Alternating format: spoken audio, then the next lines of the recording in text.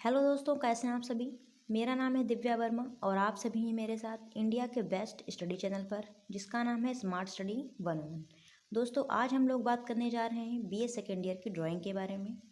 आपका टॉपिक आज का रहेगा अपभ्रंश शैली। ठीक है, अपभ्रंश शैली के बारे में यहाँ पर आप लोगों को संपूर्ण जानकारी दी जाएगी, इसीलिए आप लोगों को मेरी वीडियो को अंत तक देखना है। ठीक है दोस्तों, टाइम को वेस्ट ना करते हुए वीडियो को स्टार्ट करते हैं। और वीडियो पसंद आती है तो वीडियो को लाइक शेयर सब्सक्राइब जरूर कर दीजिएगा।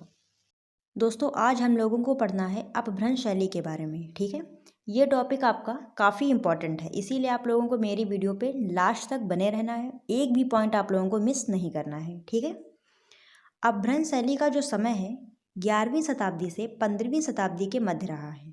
ठीक है, अब हम लोगों को इसी शैली के बारे में आगे विस्तार में पढ़ना है। ठीक है, 1 बाय 1 सारे टॉपिक आप लोगों को समझाए जाएंगे। चलिए आगे देखते हैं। शैली की खोज। ठीक है, शैली की खोज कैसे हुई, आइए देखते हैं।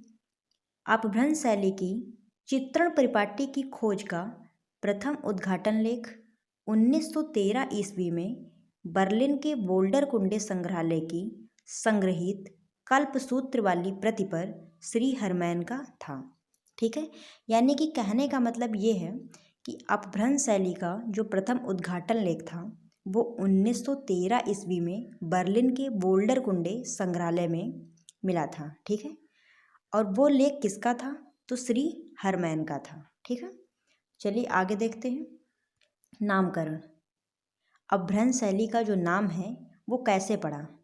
ठीक है, इस शैली के नामकरण के संबंध में अनेकों विद्वानों ने समय समय पर भिन्न भिन्न नाम दिए। ठीक है, समय समय पर इस शैली के अनेकों नाम दिए गए। जैसे कौन कौन से नाम हैं, जैन शैली, गुजरात शैली, पश्चिमी भारतीय शैली, और लास्ट में कौन सा नाम दिया गया, अपभ्रंश शैली, जो आज भी प्रचलित है।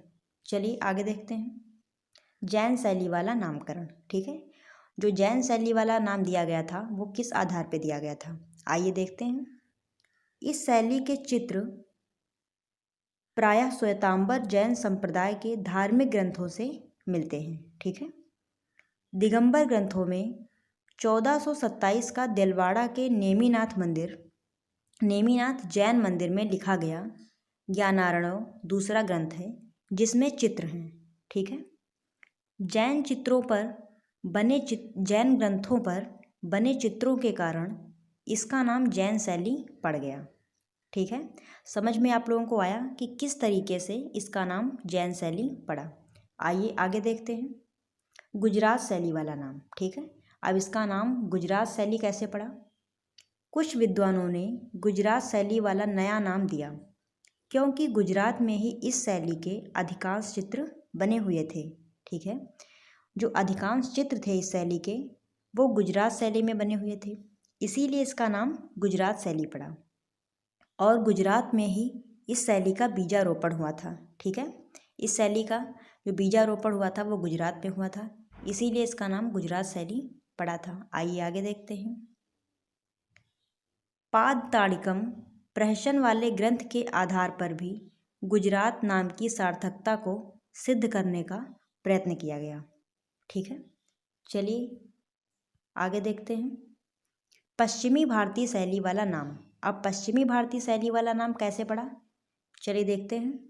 तिब्बती इतिहासकार लामा तारानाथ ने पश्चिमी व पूर्वी दो शैलियों का वर्णन किया है।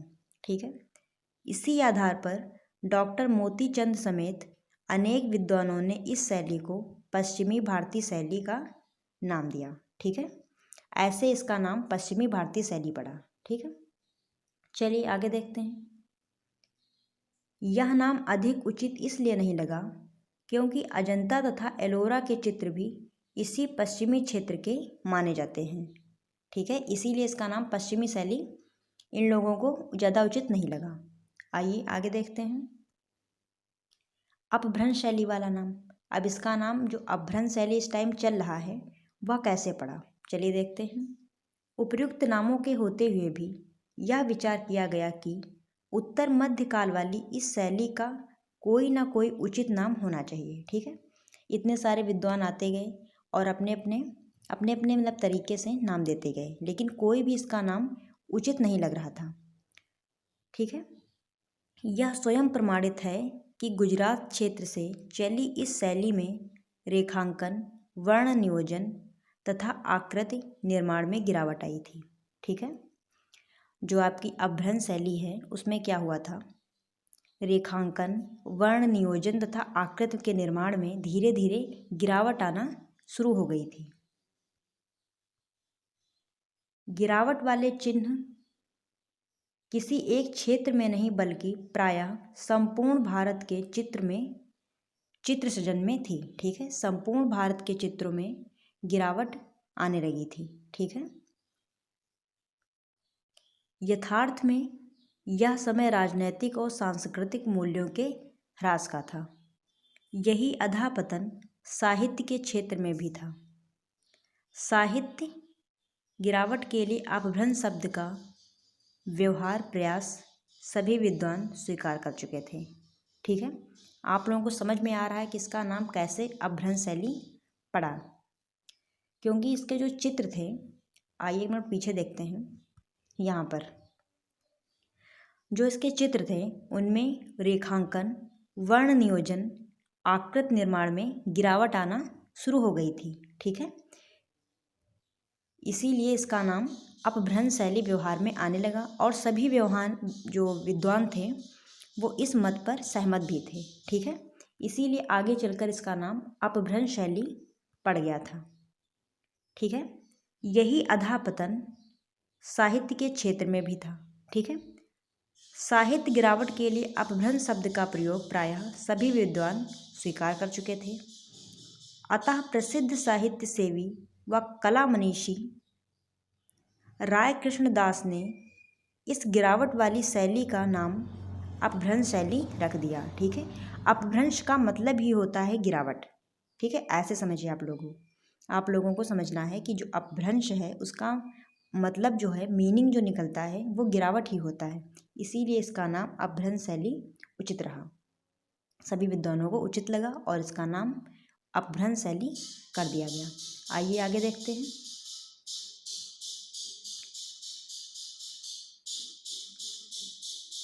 अपभ्रंश चित्र शैली की दो विधाएं, ये यहाँ पर मिस्टेक हो गया है, अपभ्रंश है। ठीक है, अपभ्रंश चित्र शैली की प्रमुख दो विधाएं कौन कौन सी थी, ताड़पत्री ग्रंथ चित्र और कागज वाले ग्रंथ चित्र।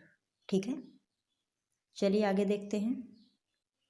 ताड़पत्री ग्रंथ चित्र, प्रथम समूह 1060 से 1350 तक रहा है। ठीक है, यह प्रथम समूह है। अभी इसके बाद में हम लोगों को पढ़ना है द्वितीय समूह। अब जो ताड़पत्री ग्रंथ चित्र हैं वो कैसे हैं, किस प्रकार के हैं, आइए देखते हैं। कागज के आविष्कार से पहले ताड़ के पत्तों को विशेष प्रक्रिया से तैयार करके लिखने योग्य बनाया जाता था। ठीक है, जो ताड़ के पत्ते होते थे उनको लिखने योग्य बनाते थे ये लोग, फिर उसी पे चित्रकारी करते थे। ताड़ के वृक्षों में श्रीताल मजबूत, स्निग्ध व सुंदर होता था। ठीक है, ताड़ के पत्तों में जो श्रीताल का वृक्ष होता था वो मजबूत होता था, स्निग्ध होता था और सुंदर होता था। इसीलिए इसके पत्तों का जो इस्तेमाल है वो ग्रंथ बनाने के लिए किया जाता था। चलिए आगे देखते हैं। 15वीं सदी तक जैन लेखकों ने इसका प्रयोग लेखन व चित्रण में भी किया। ठीक है, 15वीं सदी तक जो जैन लेखक थे वो इसका प्रयोग लेखन में भी करते थे और चित्रण में भी करते थे। ठीक है, जैन पोथियों के लेखक व चित्रकार प्रारंभ में एक ही होते थे, लेकिन बाद में वही व्यक्ति अलग अलग होने लगे। यानी कि पोथी लेखक अलग होते थे और चित्रकार अलग होते थे, लेकिन बाद में दोनों व्यक्ति एक ही होने लगे। यानी कि एक ही व्यक्ति पोथी लेखन का भी कार्य करता था और चित्रकारी भी करता था। ताड़पत्रीय सबसे पुरानी प्रति 1060 ईस्वी की औघ निर्युक्त वृत्ति है। ये है इसका नाम, याद रखिएगा आप लोग, औघ निर्युक्त वृत्ति, जो कि जैसलमेर ज्ञान ग्रंथ भंडार में सुरक्षित है। ठीक है, सबसे पुरानी जो ताड़पत्रीय ग्रंथ है वो कौन सा है, औघ निर्युक्ति वृत्ति। ठीक है, याद रखिएगा आप लोग। आइए आगे देखते हैं। ताड़पत्रीय ग्रंथ कौन कौन से थे। पहला ग्रंथ कौन सा है, औघ निर्युक्ति वृत्ति। 1060, अंगसूत्र 1127, नेमिनाथ चरित 1241, कालकाचार्य कथा 1279। ठीक है, आइए आगे देखते हैं द्वितीय समूह। अब द्वितीय समूह के चित्रों के बारे में पढ़ेंगे हम लोग, जिसका टाइम जो है वो 1350 से 1450 के मध्य रहा है। इस शैली के चित्रों में सुनहरा नीला रंग तथा लघु चित्रों की तकनीक विकसित हुई। ठीक है, इस समूह के प्रमुख ग्रंथ निम्नवत हैं। जो आपका द्वितीय समूह है उसमें कौन कौन से ग्रंथ थे? तो पहला ग्रंथ है 1370 का कल्पसूत्र व कालकाचार्य कथा, 14वीं शती का कल्पसूत्र, 14वीं शती का सिद्ध है व्याकरण ग्रंथ। आगे देखते हैं कागज वाले ग्रंथ चित्र। ठीक है, 14वीं शती के मध्य में गुजरात पर विदेशी आक्रमणकारियों का अधिकार हो गया। यह लोग अपने साथ कागज भी लाए थे। ठीक है, 14वीं शताब्दी में गुजरात पर विदेशी आक्रमणकारियों का अधिकार हो गया था और यह लोग अपने साथ में कागज भी लाए थे। ठीक है, इसी से आगे चलकर कागज वाले ग्रंथ बन गए। ठीक है, कागज पर चित्रकारी होने लगी। गुजरात में ईरानी पच्चीकारी के नमूने वाली वास्तु बननी प्रारंभ हो गई। ठीक है, गुजरात में ईरानी पच्चीकारी के नमूने वाली वास्तु को बनाना इन लोगों ने स्टार्ट कर दिया। यहाँ नीले व स्वर्ण रंगों का प्रयोग भी प्रारंभ हो गया। चलिए आगे देखते हैं। कागज वाले सचित्र ग्रंथों की सूची यहाँ पर दी हुई है, कौन कौन से थे? तो पहला है 1380 की कल्पसूत्र व कालकाचार्य, 1415 का कल्पसूत्र, 1423 का उपासनाचर्यम, 1427 का कल्पसूत्र, 1472 का उत्तर अध्ययन सूत्र, 1471 का वसंत विलास और 15वीं सदी का पांडव चरित। ठीक है, कागज वाले ग्रंथ चित्रों की विशेषताएं। ठीक है, जो आपके कागज वाले ग्रंथ चित्र थे उनकी क्या विशेषताएं रही हैं, आइए देख लेते हैं। इस काल में गुजरात से बाहर के भी ग्रंथ प्राप्त होते हैं। ठीक है, इस शैली में गुजरात के बाहर के भी ग्रंथ देखने को मिलते हैं। दूसरा कौन सा पॉइंट है? विषय वस्तु का यहाँ पे उधार नहीं है, उदार है। ठीक है, विषय वस्तु का उदार स्वरूप निखर चला था। और तीसरा पॉइंट क्या है? वास्तुकला तथा वृक्षों आदि के अंकन में सफाई आ गई थी। चौथा पॉइंट है इस समय तक रजत व स्वर्ण रंगों का प्रयोग भी प्रारंभ हो गया था। ठीक है, और पांचवा और लास्ट पॉइंट आपका है यहाँ नीले रंग का अत्यधिक प्रयोग तथा हरे रंग का प्रयोग कम हो गया था। ठीक है, नीला रंग ज़्यादा प्रयोग में आने लगा था और हरे रंग का प्रयोग इन्होंने यहाँ पे जो चित्रकार थे उन्होंने कम कर दिया था। ठीक है दोस्तों, आज के लिए बस यहीं तक। और अगर आप लोगों को मेरी वीडियो पसंद आ रही है तो वीडियो को लाइक ज़रूर करिएगा और चैनल को शेयर सब्सक्राइब भी कर दीजिएगा। मिलते हैं ऐसी किसी नई वीडियो के साथ, तब तक के लिए धन्यवाद। जय हिंद।